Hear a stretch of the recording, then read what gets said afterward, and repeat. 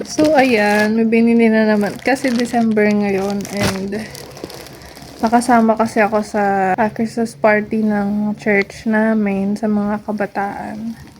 So, bumili ako ng, kasi lalaki yung nabunot ko. And, feeling ko magagamit niya to. Siyempre, every magte-church. And, 150 lang kasi yung amount. So, bumili ako ng mura lang. Pero feeling ko maganda naman siya. Galing pala to sa Innisfree. So, ayan. Pero,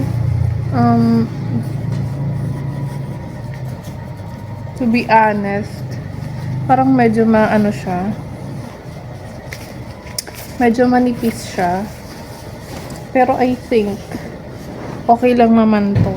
Kasi lagi naman siyang nagdodoble ng t-shirt pag nagsusuot siya ng mga polo. So, ano pala to? Khaki. Khaki ba? Hindi ko sure kung ano yung color nito.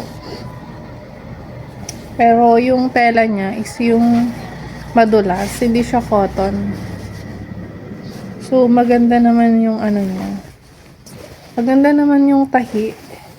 Pero, medyo manipis nga lang. Siguro mas okay siya pag black yung kulay. Pero, pag mga lalaki naman kasi nagsasando sila palagi.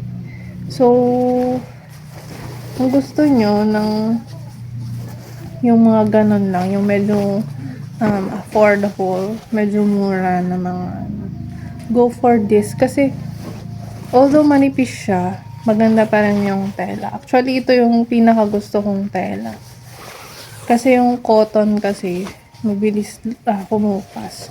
Pero itong niya, yung tela niya is medyo yung madulas siya. So, konting plancha lang siguro nito. Tapos okay na siya. Ito kasi yung mga kulay na uso ngayon. Pero feeling ko bagay naman sa kanya. So, yun lang.